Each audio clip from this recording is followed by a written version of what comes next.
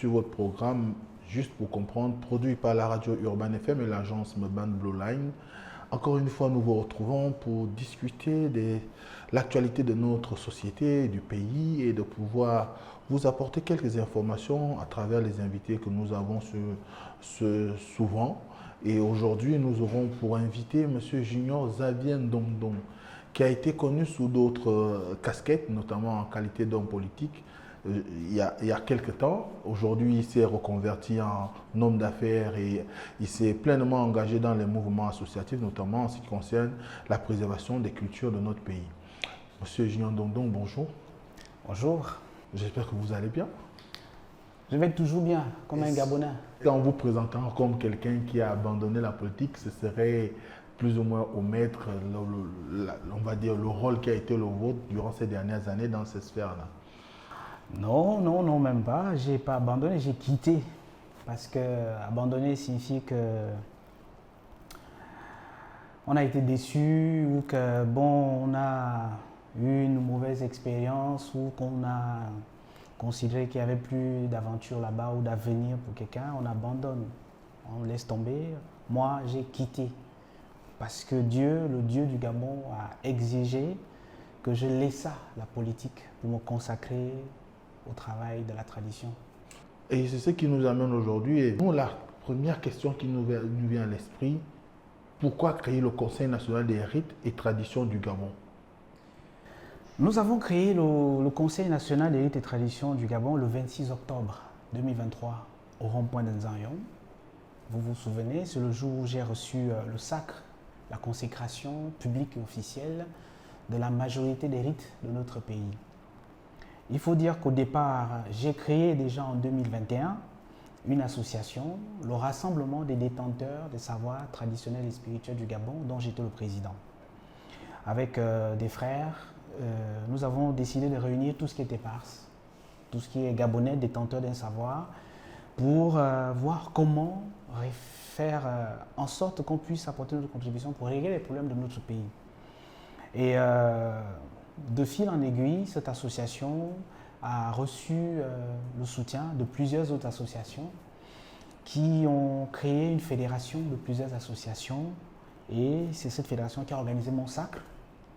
Et le 26 octobre, nous avons donc décidé de créer une confédération au-dessus qui va fédérer toutes les autres fédérations de plusieurs associations que nous avons dénommées Conseil national des rites et traditions du Gabon. Donc nous sommes une confédération de plusieurs fédérations d'associations.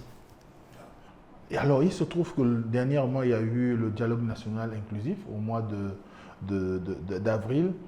Et on sait que les questions de tradition, de culture, d'us et coutumes du Gabon ont été largement évoquées. Comment avez-vous apprécié les recommandations qui sont sorties de là concernant ces aspects?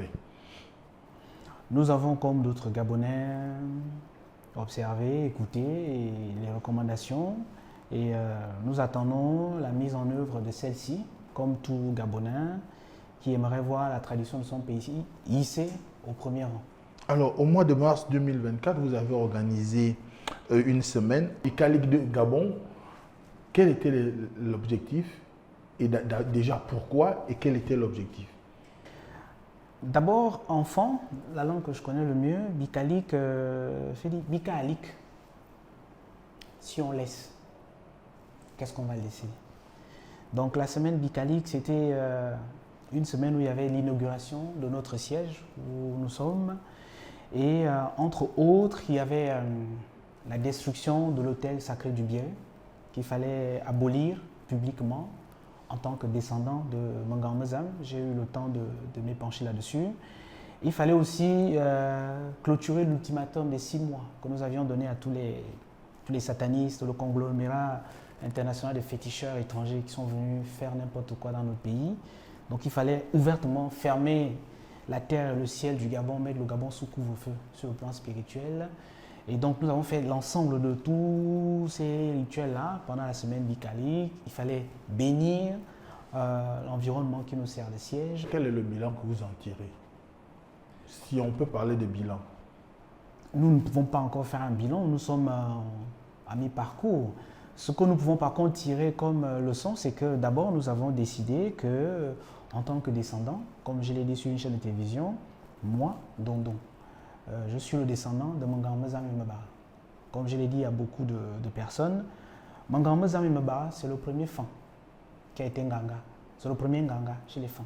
Mangame Zami, c'est le fils de Zami Meba qui a reçu la charge de Nganga, qu'il a transmise à tous ses enfants et à tous les fils de ses frères.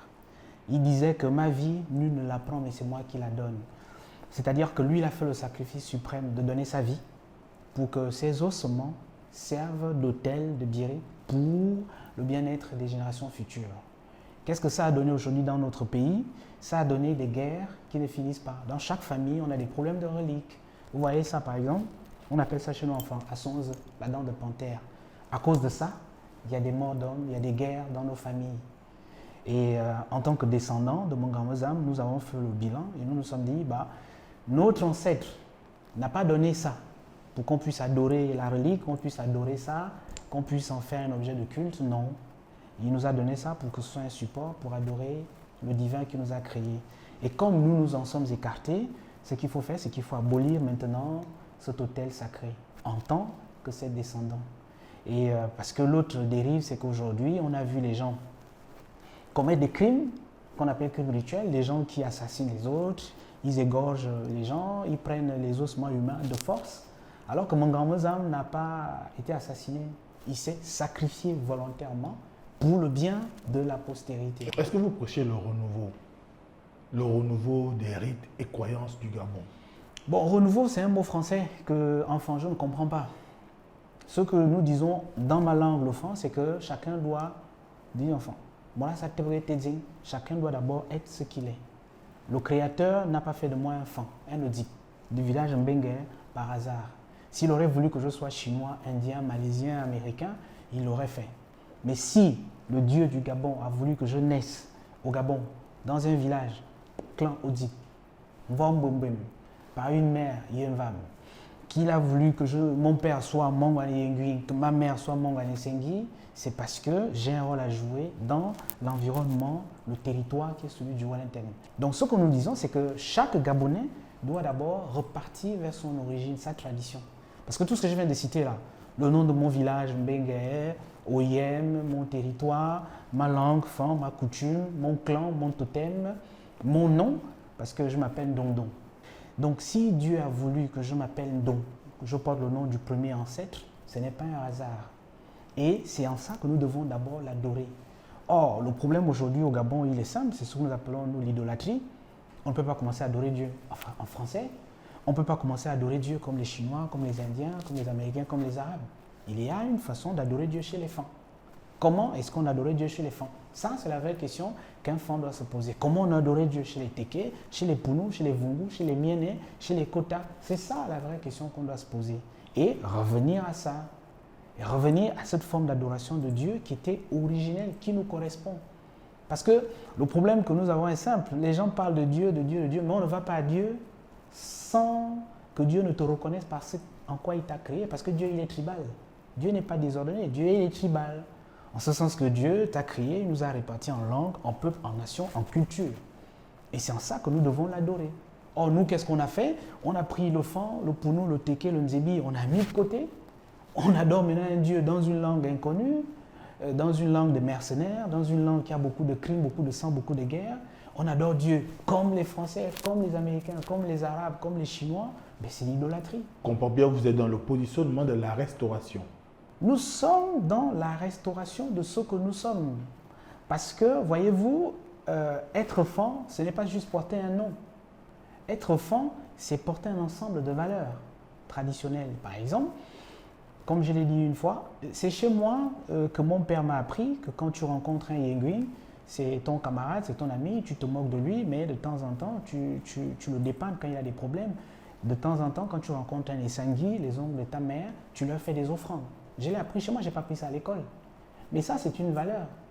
Donc, quand moi je rencontre, je prends un exemple, je rencontre un de mes frères qui est au Bamba, c'est chez moi que j'ai appris que les Obamba et les Fans sont même père, même mère. Je ne peux pas traiter un Obamba d'étranger, je ne peux pas traiter un Massango d'étranger, je ne peux pas traiter un Sekiani d'étranger parce que moi-même, mes propres grands-mères sont Sekiani. J'aime bien souvent taquiner les gens du Welentem, on leur posait une question. Le mot Wele et le mot Ntem, ce sont deux fleuves de chez nous. Mais Wele et Ntem, ça veut dire quoi enfant? Ça ne veut rien dire. Parce que ce ne sont pas des mots fins, ce sont des mots sékiani. Parce que nos parents, Esoaito, par exemple, celui qui a créé mon village, quand ils sont arrivés, ils ont trouvé les Sékiani qui habitaient dans la région du Welentem, ils ont fait la guerre, ils ont tué tous les hommes, mais ils ont récupéré les femmes. Et avec ces femmes, ils ont fait les enfants. Donc lui, sa mère était Sékiani. Et ce sont ces femmes qui ont dit, telle rivière s'appelle Wele, telle rivière s'appelle Ntem. Donc si tu ne connais pas cette petite partie de l'histoire, tu vas penser qu'un Sékiani, c'est un étranger alors qu'il est ton oncle maternel. Et c'est ça que nous prêchons dans le Conseil national des rites et traditions. Nous demandons à chacun de repartir à ce qu'il est. Parce que c'est en fonction de ce que tu es que Dieu te reconnaît. C'est en fonction de ce que tu es que tu peux avoir accès à ce qu'on appelle les mannes des ancêtres. Notre problème, c'est que nous n'avons pas de mannes des ancêtres au Gabon parce que nous sommes déconnectés de notre ancestralité. Alors, il y a que lorsqu'on parle souvent de ce retour aux sources, la question qui se pose, c'est comment faire pour repartir vers ces religions ou pratiques rituelles anciennes? Comment on fait? Quel est le cheminement? Mais Ou quel pourrait être le cheminement? Le cheminement, il est simple. Vous-même, là où vous êtes assis, la question, c'est qui vous êtes. Le départ, il est personnel. Ce que je dis souvent aux gens, c'est que les gens pensent que le retour aux sources, c'est aller se faire initier. Les gens pensent que le retour aux sources, c'est aller rentrer dans un banja et rentrer dans un temple pour dire je m'initie au Bouti. Non, c'est pas ça le retour aux sources. Le retour aux sources, c'est une réflexion personnelle, une métanoïa intérieure. C'est-à-dire que chaque homme doit d'abord se poser la question, qui suis-je? C'est quoi le nom que je porte? Qui m'a donné ce nom? Et qu'est-ce que veut dire ce nom? Ensuite, aller vers son père ou sa mère ou les anciens de chez lui. Quand papa m'a donné ce nom, qu'est-ce qu'il voulait dire? Quelle est l'idée qu'il avait derrière la tête? Et pourquoi il m'a donné le nom de tel et pas tel? Ensuite, le nom que vous portez, qui a porté ce nom avant vous? Quelle était la vie de cette personne? Parce que le nom que vous portez influence en bien ou en mal la vie que vous menez sur terre. Ne pas savoir quelle était la vie de votre homonyme il y a 30 ans, 50 ans, 100 ans, c'est courir le risque de revivre les passifs ou les actifs de sa vie. Or, si il est avéré qu'il a plongé dans ce qu'on appelle, chez nous enfants, encore l'iniquité, vous allez revivre les mêmes problèmes sans vous en rendre compte. Et beaucoup de Gabonais vivent ça aujourd'hui. Donc le retour aux sources, c'est d'abord le retour à soi. Et le retour à soi, il n'est détenu que par toi, dans ta famille, dans ton lignage, dans ton clan. Et c'est dans ta famille que tu vas découvrir qu'il y a un certain nombre de personnes qui ont dressé des autels dans nos familles et qui jouent avec les vies des gens. C'est-à-dire qu'il y a des gens dans les familles qui ont l'autel familial, qui jouent avec les esprits des enfants et des descendants. Mais comme ils jouent sur votre ignorance de ces principes, ils font de vos vies des vélos. Et donc quand on dit renouveau, pour emprunter le mot, c'est que chacun se reconnecte d'abord à sa source. Maintenant, quand tu as fait ce travail de métanoïa ou de retour intérieur vers toi-même, vers ton origine, vers Dieu, Dieu va maintenant disposer un certain nombre de choses pour que tu ailles maintenant le rencontrer. C'est là où on parle maintenant d'initiation. Et quand tu vas t'initier, tu vas rencontrer Dieu. C'est-à-dire que tu vas maintenant rencontrer, comme moi, j'ai rencontré un Koméning. Et quand j'ai rencontré un Koméning, il m'a montré comment il s'habille, comment il mange, comment il dort, comment il vit, ce qu'il n'aime pas, ce qu'il aime, etc., etc. Il m'a montré l'histoire de ma famille, les problèmes, les blocages, les fusions nocturnes, les malédictions, etc., etc. Et donc aujourd'hui, je sais, assis sur mon bureau exactement, ce qui s'est passé chez moi il y a 300 ans, il y a 400 ans, il y a 500 ans. Je sais quelles sont les dettes que j'ai vis-à-vis des Sékiani, par exemple, vis-à-vis des Massango, vis-à-vis des Mitsogo. Parce que un de mes ancêtres, par exemple, a épousé une fille Mitsogo qui n'a pas honoré, etc., etc.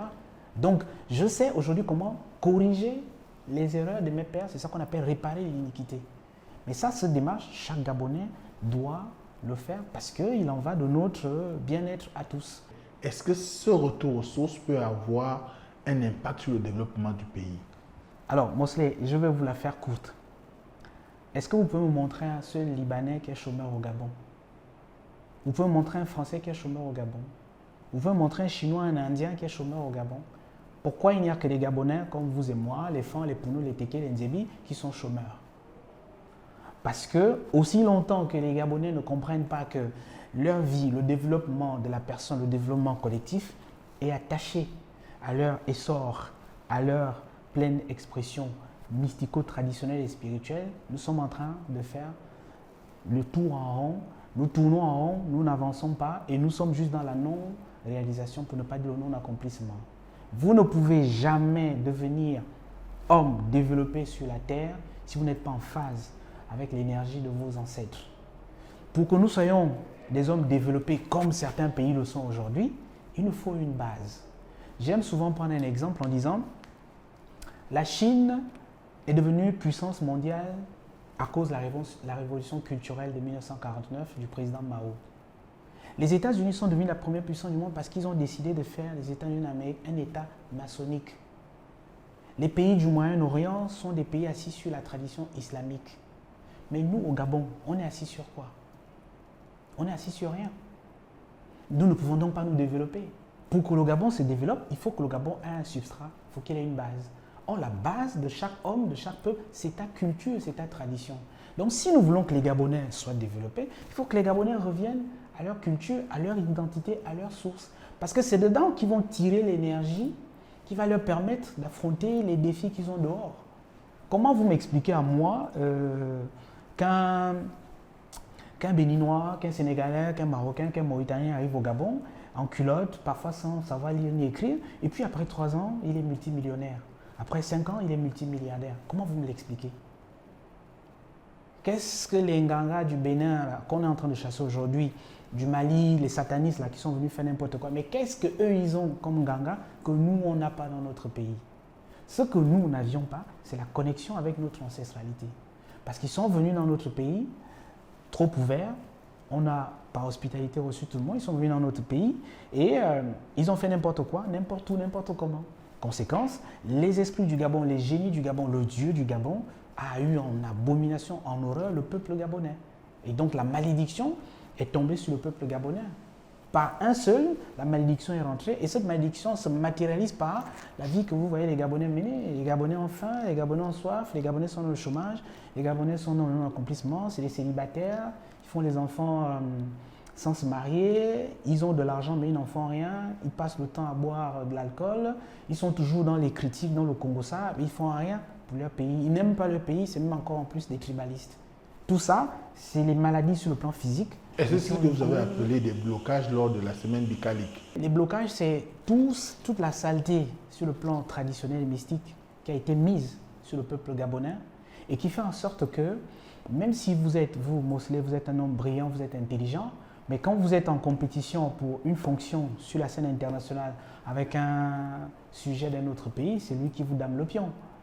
Les blocages font en sorte qu'aucun Gabonais ne peut être riche dans ce pays s'il n'a pas trempé les mains sales, s'il n'a pas détourné l'argent public, s'il n'a pas fait les crimes rituels ou s'il n'est pas devenu la chacune de chacun, s'il n'est pas devenu homosexuel.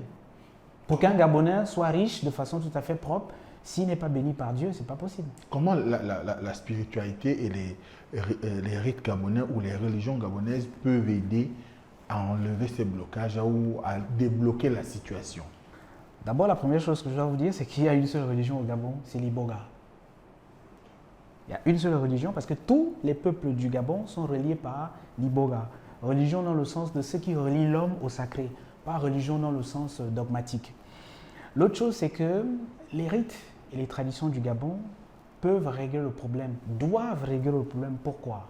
Parce que c'est dans l'ordre traditionnel que le Gabon a été vampirisé. Tous les problèmes que les Gabonais vivent, le chômage, la faim, la soif, l'absence d'eau, d'électricité dans les quartiers, tous les problèmes que vous voyez les Gabonais avoir là, ce n'est pas parce qu'il n'y a pas d'argent au Gabon. Le problème du Gabon, ce n'est pas la politique. Ce n'est pas l'argent qui nous manque au Gabon. Regardez, on a des budgets en milliers de milliards. Ce n'est pas l'économie notre problème. On a des banques, on a des partenaires internationaux, on a beaucoup d'argent. On a des richesses, l'or, le manganèse, l'uranium, etc., à ne pas en finir. On a des cadres gabonais brillants, formés, intellectuels. Ce n'est pas ça notre problème. Le problème du Gabon est spirituel. C'est-à-dire que dans l'ordre traditionnel, on a vendu le Gabon parce que c'est un pays très riche. Il y a des gens qui ont vu que le Gabon était trop riche pour que ce soit ces, excusez-moi du terme, ces bougnoules-là de Gabonais, les Massango, les Pouvis, les Nzibi, les Fans, les Kota, ces petits gens-là, c'est eux qui vont bénéficier de tout ce qu'il y a comme or, uranium, manganèse, fer. Non, c'est nous, les vrais propriétaires du Gabon, et c'est nous qui devons être riches dans leur pays. Qu'est-ce qu'on doit faire? on doit les envoûter, on doit les esclavagiser, on doit parler à la terre, parler, faire les rituels, planter les hôtels partout dans leurs forêts, dans leurs rivières, pour que la richesse de leur pays nous profite à nous, ainsi qu'à nos descendants. Eux, les Fans, les Pouvis, les Massango, les Nzebi, les Miens, les Kota, ils n'ont qu'à être pauvres, on s'en fout. De toute façon, ils ont perdu le combat de la quantité, ils ne pourront pas gagner celui de la qualité parce qu'ils ne sont pas nombreux. Voilà le raisonnement qui a conduit la formation du conglomérat international dont je parle et qui a fait des rituels au Gabon avec la complicité de certains Gabonais pour appauvrir tout un peuple. Comment les religions de l'Iboga, que sont le Mwiri, le Bwiti, le Melan et consorts, peuvent aider à résoudre le problème? Comment ils peuvent participer au développement économique et social du Gabon?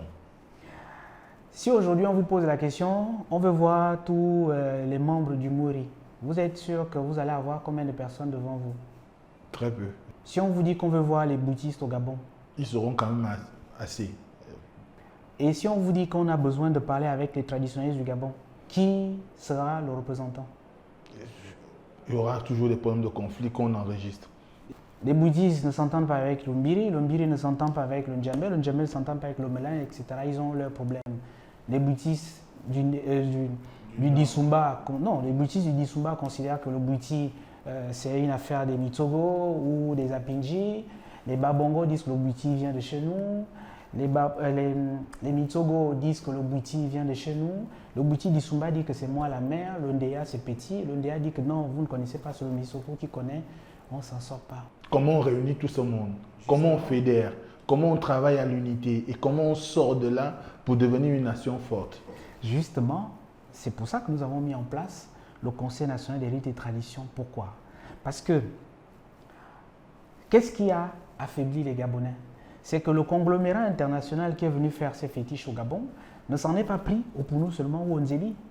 Quand on a fait les rituels, on a égorgé les albinos, on a égorgé des filles, on a bâti des hôtels, on prend la tête d'un albinos, on va creuser une rivière, on va cacher, on bâtit un hôtel satanique.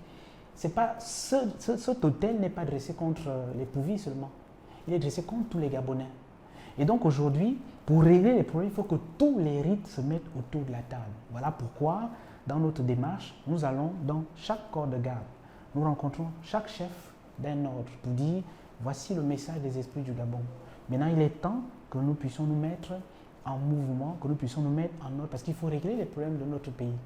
Et comme je vous ai dit, les problèmes du Gabon n'étant pas politiques, ce n'est pas la politique qui peut les régler. Je prends souvent un exemple pour m'amuser lorsque j'échange avec certains. Depuis 1960, le président Léon Mba nous a amené le Gabon d'abord. Ensuite, Omar Bongo a amené la rénovation, le nouvel élan, la refondation, les actes pour le Gabon, etc., etc. Le président Ali Bongo est arrivé avec le plan stratégique Gabon émergent. Mais est-ce que les Gabonais sont heureux? Non. Pourquoi? Parce qu'il y a un mode de vie pour les Fans, un mode de vie pour les Pounou, un mode de vie pour les Téké, un mode de vie pour les Massango. Aussi longtemps que ce mode de vie n'est pas pris en compte, le Gabon ne peut pas être heureux, le Gabon ne peut pas décoller. Parce que ce qui nous a manqué dans notre parcours, ce n'est pas l'argent, c'est l'harmonie de tous nos rites et de nos traditions qui ont été désorganisés par le conglomérat international à qui nous avons demandé de quitter notre pays.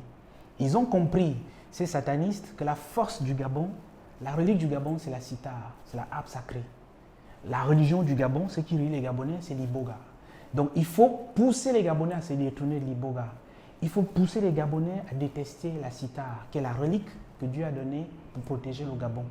S'il n'y avait pas la sitar au Gabon, il y a longtemps que le Gabon était envahi par les tsunamis, les tremblements de terre, etc., les catastrophes, même des guerres. Mais c'est la sitar qui veille à ce qu'il y ait toujours la paix au Gabon. Donc quand quelqu'un disait la paix, la paix, la paix, certains ne comprenaient pas. Mais c'est à cause de la sitar qu'il y avait toujours la paix au Gabon. Mais pour que nos rites participent au développement du pays, il faut justement que ces rites-là soient restaurés et reprennent la place qui est la leur. Mais la première condition, c'est qu'il faut demander au conglomérat international des satanistes et fétichistes étrangers de quitter notre pays. Est-ce possible, quand on sait la force que beaucoup d'organisations, ne fût-ce que le christianisme, a dans notre pays, à mener ces derniers à adhérer à la nouvelle mouvance qui est l'autre? Quand vous prenez le premier livre du Nouveau Testament qui ouvre le chapitre qui va parler de sa vie, de Jésus, il commence le chapitre 1 par faire son arbre généalogique. Chez nous, enfants, on appelle ça Ndan. Jésus à Atamanayon. Je suis Jésus, fils de, fils de, fils de. Il honore d'abord son ancêtre, son ancestralité. Durant tout son parcours, on l'appelait Jésus, fils de David. Et pourtant, David de lui, il y a plus de 24 générations. Mais pourquoi on l'appelait Jésus, fils de David? C'est comme moi, Junior, Dondon. Quand je brandis ça, j'ai dit, je suis le fils de Soaito. Pourtant, entre Soaito et moi, il y a 7 personnes. Ensuite, le même Jésus, dans la même Bible, que certains n'ont pas encore vraiment bien lu, et c'est dommage, il se fait appeler le lion de la tribu de Juda. Alors, dites-moi, quels sont les peuples sur la terre qui se définissent par rapport au totem? Parce que le lion, c'est son totem. Juda, c'est le nom de sa tribu. Comme moi, je dis que je suis un Odi. Tribu, Odi. Totem, Mbembem. Tous les Gabonais ont une tribu, ils ont un totem. Et quand ce Jésus est né, quelques jours après sa naissance, on a fait la présentation au temple avec la circoncision. Mais vous et nous, vous savez tous les peuples du Gabon pratiquent la circoncision.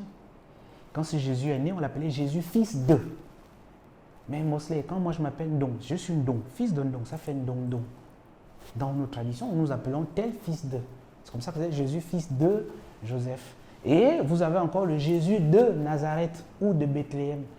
Chez nous, nous définissons toujours. Moi, j'ai dit, je m'appelle Junior Xavier, Ndong, fils de Ndong. Je suis de Mbengue. Les exemples sont légion. Donc, ça, c'est vraiment pour faire instruction à tous ceux qui pensent que le christianisme n'est pas africain. Maintenant, pour revenir à votre vraie problématique,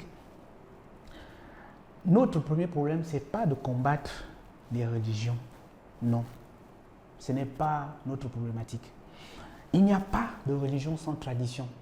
Nous avons une tradition au Gabon, c'est celle-là qu'il faut d'abord organiser. Après, comme je l'ai dit, vous, Mosley, vous avez un nom, Assoumou, que votre papa vous a donné. Vous n'avez pas choisi votre nom. Vous n'avez pas choisi le jour de votre naissance. Vous n'avez pas choisi l'heure de votre naissance. Vous n'avez pas choisi le lieu de votre naissance. Vous n'avez pas choisi votre père. Vous n'avez pas choisi votre mère. Vous n'avez pas choisi votre village. Vous n'avez pas choisi votre clan. Vous n'avez pas choisi votre totem. Vous n'avez pas décidé d'être grand ou mince ou gros ou noir. Tous les enfants de votre père n'ont pas votre taille. C'est Dieu qui a décidé de vous donner la taille que vous avez. La forme que vous avez, la couleur de peau que vous avez. C'est la décision de Dieu, ce n'est pas la vôtre. C'est ça qu'on appelle la tradition. C'est Dieu qui a décidé de faire de vous un garçon d'Oyem. Vous aurez pu naître à Makoko, vous aurez pu naître à Franceville, vous aurez pu être Teke, Vungu.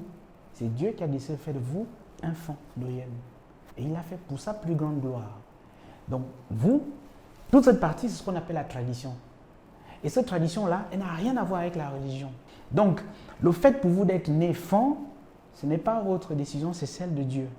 Quand vous refusez de vivre comme un enfant, comme Dieu l'a créé, vous n'adorez plus Dieu, vous sombrez dans ce qu'on appelle l'idolâtrie. Et c'est ça que nous disons au Conseil. Et c'est ça notre combat. Parce que c'est en ça que vous avez l'énergie nécessaire pour affronter les challenges de la vie. Les Chinois doivent adorer Dieu comme il s'est manifesté à eux, les Indiens comme il s'est manifesté à eux, les Arabes comme il s'est manifesté à eux, les Européens comme il s'est manifesté à eux, les Fans, les Pounou, les Nzibi, les Kota, comme il s'est manifesté à eux. Mais vous ne pouvez pas dire que vous allez aller à Dieu par la démarche des Arabes ou par la démarche des Européens et penser que vous adorez Dieu. Non, monsieur, vous êtes dans l'idolâtrie. Et le problème dans notre pays, c'est que nous avons érigé des idoles. Et il est temps que le crépuscule des idoles commence. Et ce crépuscule des idoles, on l'a consacré à la semaine bicalique. Les idoles, c'est terminé. Et comment allez-vous convaincre les Gabonais de vous suivre? Est-ce que j'ai besoin de vous convaincre que vous appelez Assoumou? Est-ce que j'ai besoin de vous convaincre que vous êtes fan? Est-ce que j'ai besoin de vous convaincre d'aller chez vous à Oyem dans votre village? Je n'en ai pas besoin. J'ai juste besoin de vous dire que vous êtes fan, vous êtes d'Oyem, voici votre village. Maintenant, si dans votre village, il y a un hôtel de sorcellerie qui a été planté en connexion avec ces satanistes étrangers, mon rôle, c'est de démolir cet hôtel de sorcellerie pour ramener maintenant la lumière et la gloire de Dieu dans votre village. Voilà mon rôle à moi. Est-ce que c'est la même méthode que vous aurez appliquée sur les jeunes quand on sait qu'ils sont quand même assez réfractaires, ils vivent sous le mode occidental ou parfois ce qu'ils voient à la télévision, ils sont ouverts à des univers parfois qui n'ont rien à voir avec nos traditions. Comment eux, vous allez faire pour les amener à prendre conscience de la réalité qui devrait être la leur? Notre première cible aujourd'hui, et c'est toujours notre cible, ça n'a jamais été les jeunes, ça n'a jamais été monsieur tout le monde, non. Notre première cible, c'est de parler aux initiés, c'est de parler aux détenteurs des savoirs traditionnels. Parce que c'est eux qui ont les hôtels de famille, les hôtels de village, les hôtels des clans, les hôtels de province, de région. C'est eux qui les détiennent. Et c'est sur la base de ces hôtels qu'on organise votre vie. Un vrai mystique n'a pas besoin de venir vous convaincre de ce que vous êtes. Moi, je n'ai pas besoin de convaincre les gens. J'ai besoin de savoir qui dans votre famille dirige votre conscience. C'est à lui que je m'adresse et je vous manipule en bien comme en mal. C'est ce que tous les occultistes qui sont venus gaspiller au Gabon ont fait. Personne n'est venu pour demander aux Gabonais, est-ce que vous voulez que ce soit seulement les Libanais, les Marocains, les Sénégalais, les Français qui soient riches dans votre pays? On n'a pas demandé, on n'a pas consulté les Gabonais pour ça. Mais on s'est levé un matin, on a constaté que tous les Gabonais sont des chômeurs. On a constaté qu'il n'y a pas l'eau, il n'y a pas le courant, il n'y a pas les routes, il y a le sous-développement, il y a les maladies. On a constaté. Mais qui a fait ça? Qui a organisé ça?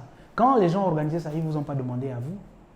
Ils se sont juste associés avec les détenteurs des hôtels de nos familles respectives, de nos provinces, de nos totems, de nos clans respectifs, pour dire que, bon, écoutez, les gens là, ils ne méritent pas de bénéficier de l'or, le manganèse, l'uranium, le fer, tout ce qu'il y a dans la terre de leur pays. Donnez-nous ça, nous et nos enfants, et en contrepartie, on vous donne un peu de sang. Comme c'est tous des occultistes satanistes, ils ont bu le sang des Gabonais, ils se sont nourris de la pauvreté, de la méchanceté, de l'aigreur des Gabonais. Ça a duré un temps. Maintenant, le temps est arrivé pour que tout ceci soit démoli et que la gloire de Dieu soit restaurée. Et un Khomeini est descendu pour faire le travail.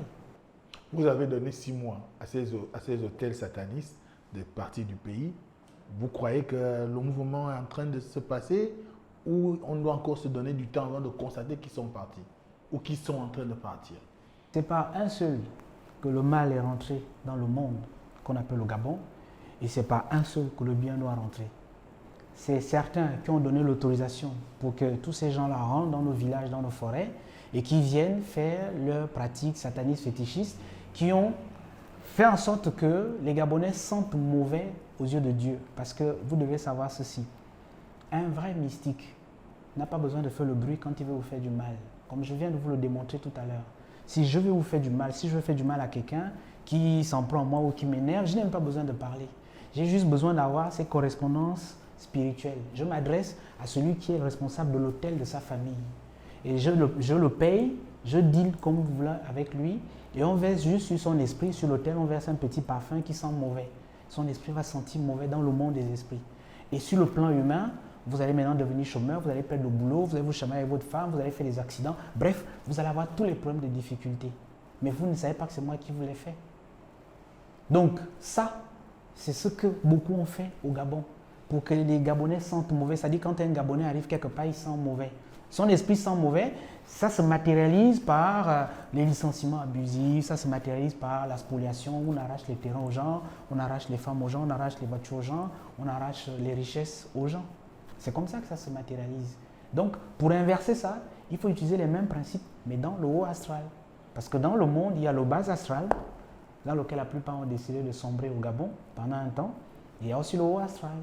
Donc, nous, au conseil, particulièrement en Khomeini, quand il est descendu, il a dit, moi, j'amène les principes du haut astral. Donc, j'invoque les ancêtres du Gabon du haut astral. Et j'ai dit à ceux qui sont dans le bas astral, vous avez eu un temps pour faire tout votre désordre au Gabon. Maintenant, ce temps-là, il est terminé. Donc, ce qu'on a dit est simple. On a fermé les frontières du Gabon, on a fermé la terre, on a mis le Gabon sous couvre-feu spirituel. Il n'y a plus un fétiche qui peut rentrer sur le territoire du Gabon. C'est faux. Si vous voyez quelqu'un qui vous dit qu'il est venu, je ne sais pas trop de quel pays, et qui fait un fétiche ici, c'est un menteur, il fait du commerce. La terre, le ciel, la mer, les forêts du Gabon sont fermées. Il n'y a plus rien qui rentre, il n'y a plus rien qui sort, jusqu'à ce qu'on ira au Congrès. Donc, ça, c'est déjà un acquis. La deuxième chose, c'est que quand on a donné l'ultimatum de 6 mois, on a dit ce qu'on avait à dire, parce que Dieu est bon. Chiffre, vous savez que c'est le chiffre de l'homme, c'est aussi le chiffre de l'ascension. On leur a laissé 6 mois pour que celui qui a volé, on a répété plusieurs fois, si tu sais que tu as volé l'argent du Gabon, il faut faire allégeance et il faut faire acte de contrition pour que les esprits du Gabon t'accordent le pardon. Si tu as tué, tu as versé du sang au Gabon, tu dois faire allégeance. Et on a été clair. Si tu as volé l'argent du Gabon et que dans 6 mois, tu n'es pas venu faire acte d'allégeance, sache que tout ce que tu as accumulé là, les esprits du Gabon vont t'arracher ça. Tes enfants et toi, vous allez être pauvres sur la terre du Gabon pendant 600 ans. C'est déjà écrit, c'est décidé dans le monde des esprits, ça se matérialise déjà sur le monde physique. Si tu as tué et que tu n'es pas venu demander pardon, toi-même d'abord tu vas mourir et toute ta descendance est éradiquée. Donc si tu portais un nom, tous les noms de ta lignée vont disparaître de la surface de la terre parce que vous êtes des hommes maudits. Ça a été fait, ça a été décidé. Certains ont pensé que quand moi j'avais dit ça, c'est parce que je voulais un poste, je voulais faire la politique, je voulais jouer les intéressants, etc. etc. C'est pas grave. Observez maintenant le nettoyage qui est en train d'être fait au Gabon, parce que le nettoyage a commencé. Et le jour où on a fait le rituel ici bicalique, le dieu du Gabon a répondu dans la nuit et le travail a commencé. Nous, on admire seulement le spectacle. Nous sommes en train d'aller vers la fin de notre entretien qui est grandement riche. Est-ce que vous avez un mot de fin? Oh non, on n'a pas de mot de fin. Vous savez qu'on ne finit pas les choses spirituelles. Tout ce qu'on fait, c'est de donner l'information afin que ceux qui entendent se gouvernent en conséquence. Ce qu'on peut juste dire pour clôturer cet entretien, c'est que, vous savez, notre pays a beaucoup de problèmes. Les Gabonais n'ont pas idée du niveau de satanisme, du niveau de saleté, du niveau de souillure dans laquelle notre pays se trouve. En réalité, quand on vous ouvre les yeux, parce que vous savez, moi, quand j'ai mangé l'iboga, à la différence de beaucoup, et je l'assume, moi, quand je suis allé manger l'iboga, parce que les boutistes du Mbiri sont venus me voir pour me dire le bouti veut te voir. J'ai dit, ah bon? Ok, d'accord, moi je suis un traditionnel, je suis dans mes choses des fins, nos rites que vous connaissez, mais moi je ne connais pas votre rite. Quand je suis allé, l'iboga m'a montré toute la souillure qui a été faite dans ce pays. Si je ne peux même pas vous décrire le niveau de satanisme qu'on a fait au Gabon. C'est-à-dire qu'en fait, pour faire en français facile, pour parler comme un chrétien, on a pris le Gabon, les 9 provinces, tous les peuples du Gabon, on est allé donner à Lucifer en offrande. On dit, bon, nous te donnons le Gabon pour toi. C'est toi maintenant le maître et le seigneur du Gabon. Et on lui a dit, on t'invoque, voilà, viens maintenant régner dans ce pays. Et bon, le bon monsieur, il a régné au Gabon tout le temps qu'on lui a donné. Et c'est des Gabonais qui l'ont fait. Ce n'est pas des étrangers. Les étrangers sont venus aider, mais c'est d'abord des Gabonais qui ont décidé de prendre leur pays et aller l'offrir aux bases astrales, aux forces des ténèbres. Et donc aujourd'hui, quand on parle aux Gabonais, les Gabonais n'ont pas idée de là où ils viennent de très loin. Mais, comme je l'ai dit, les forces qui sont descendues au Gabon pour faire le nettoyage, ce n'est pas des forces corruptibles, parce que je le dis et je l'assume. Les esprits du Gabon ont envoyé beaucoup de gens pour faire ce que nous sommes en train de faire. Mais beaucoup ont préféré les facilités du monde, ils ont préféré l'argent, ils ont préféré les postes et ils ont vendu leurs onctions. Dieu a envoyé des prêtres, des pasteurs, des ngangas, des évêques, des hommes politiques, etc. Plein des prêtres, bouddhistes, plein d'hommes se sont levés dans ce pays pour dire il est temps qu'on restaure le pays. Mais ils ont été corrompus, ils ont été achetés. Ils ont vendu leur onction. Et c'est parce que les anciens, ceux qu'on appelle les guides, les hommes, les sages, les hommes de Dieu de ce pays, c'est parce qu'ils ont vendu leurs onctions que le Gabon est dans la situation actuelle. C'est-à-dire, comme je le dis en français facile, et il faut que tout le monde le sache, vous pouvez décider de construire une route au Gabon, mais tant que les esprits n'ont pas donné leur accord, la route là ne sera pas faite, vous perdez de l'argent pour rien. Ici, dans ce bureau, j'aime toujours donner un exemple simple. Le Gabon, c'est le pays où vous ne pouvez pas construire une route. Vous ne pouvez pas construire un hôpital, un échangeur, un pont, sans que les esprits n'aient donné leur accord. Vous pouvez insister, ce sera un échec. Voilà pourquoi notre pays n'est pas construit depuis plus de 60 ans, parce que les esprits ne sont pas d'accord avec notre façon de vivre et notre façon de faire. Et tout ce que nous pouvons faire, on dégage des budgets, on fait du surplace. Et même ceux qui ont pensé qu'ils se sont enrichis, ils ont pillé, ils ont volé l'argent du Gabon, bah vous voyez toutes les réclamations qu'il y a sur leur vie aujourd'hui, ils ne vivent pas avec ça, ils ne sont pas heureux avec ça. Parce que le bien-être du Gabon préoccupe au plus haut point celui qui a créé le Gabon. Mais comme les Gabonais eux-mêmes étaient complices du désordre qui a été fait dans leur pays, les esprits ne pouvaient pas les tuer puisque c'est les enfants du pays. Donc aujourd'hui, ce qu'on fait, c'est de restaurer le pays au plus haut niveau. Aller sortir le Gabon de là où il était enfermé et remettre maintenant la lumière de Dieu dessus. Parce que Dieu est là et il nous attend. Donc notre mouvement, ce n'est pas un mouvement qui fait de la politique. C'est pour ça d'ailleurs que j'ai quitté la politique.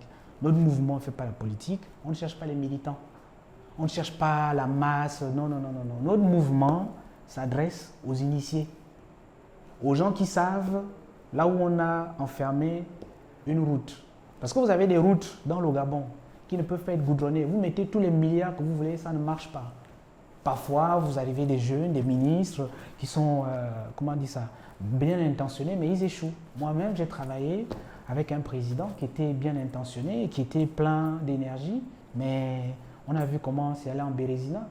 Pas parce qu'il n'avait pas la volonté, pas parce qu'il n'avait pas l'argent, mais parce que les esprits du Gabon avaient bloqué. Et aussi longtemps qu'on continue à faire l'hypocrisie qui consiste à dire oui, on fait ci, ça, machin, on lance tels travaux, on lance ci, cela, on est dans l'hypocrisie. On se moque de soi, mais on ne se moque pas des esprits. Dieu n'est pas content des Gabonais. Et il a déjà fait savoir, quand il a dit par la bouche de quelqu'un, que je ne vous ai pas donné le droit de faire de mon temple, mon pays, ce que vous êtes en train de faire. Et là, maintenant, le temps de l'ascension est arrivé. Là, comme j'ai dit, quelque part, on est dirigé par des militaires. Dieu est passé en DEFCON 2. Il passe en force. Maintenant, il ne négocie plus. Vous avez fait du mal, ben, il vous exécute. Vous avez volé, il vous arrache ce que vous avez pris. Et il vous punit, c'est tout. Maintenant, celui qui ne comprend pas, c'est pas grave. Nous, on n'est pas là pour faire la politique, on n'est pas là pour faire les meetings, on n'est pas là pour faire les larges sensibilisations. Non, on est là pour parler aux initiés. Parce que c'est les initiés qui sont les détenteurs des hôtels de famille, des hôtels des clans, des hôtels des provinces, des hôtels des langues. Tous les Pounou, il y a quelqu'un qui tient l'hôtel des Pounou. Toute la province de Langounier, il y a quelqu'un qui tient l'hôtel de Langounier. Il y a un conseil mystique dans Langounier, il y a un conseil mystique dans le Wellington, dans l'estuaire, dans chaque province. C'est ceux qui siègent à ce conseil mystique à qui nous nous adressons. Parce que c'est avec eux que nous devons mener ce combat-là. Donc nous, là, on n'est pas là pour, comme certains pensent, faire la politique ou se faire voir, ça ne nous intéresse pas. Ce que nous faisons ici, c'est pour que mes enfants et vos enfants et les enfants de tous ceux qui sont là ne soient plus commandés par des Libanais, des Béninois, des Marocains, des Sénégalais, des Français. Jamais. Un Français ne peut plus venir décider du pétrole du Gabon ou un Marocain ou un Sénégalais ou un Béninois. Quand mes enfants vont être dans ce pays, le Gabon, s'ils doivent discuter avec des partenaires internationaux, ils doivent être forts et dire voilà la part que nous voulons. Si nous voulons notre pétrole à 50%, c'est 50%. Pour qu'ils puissent aller aussi bomber le torse devant les enfants du Sénégal, du Mali, de la Mauritanie, de la Chine. Quand les jeunes Chinois vont arriver dans le pays, il faut qu'ils trouvent nos enfants et qui sont rivaux. Et qui disent, bon, ok, vous la Chine, vous avez la technologie, mais nous, les FAN, les Pounou, les Nzebi, les quotas, nous on a les terres rares, on a l'or, on a le manganèse, on a l'uranium. On parle d'égal à égal. Voilà pourquoi pour faire ça, il faut arrêter la politique. Il faut arrêter les débats qui ne mènent nulle part. Il faut rentrer dans les vrais débats. Nous sommes arrivés au terme de notre entretien. Merci encore à M. Junior Ndongdong de nous avoir reçus au siège de son association. Merci encore à Falen Ndambo Makata de m'accompagner dans la réalisation de ce programme. C'était votre émission Juste pour comprendre, produite par la radio Urban FM en partenariat avec Meban Blue Line.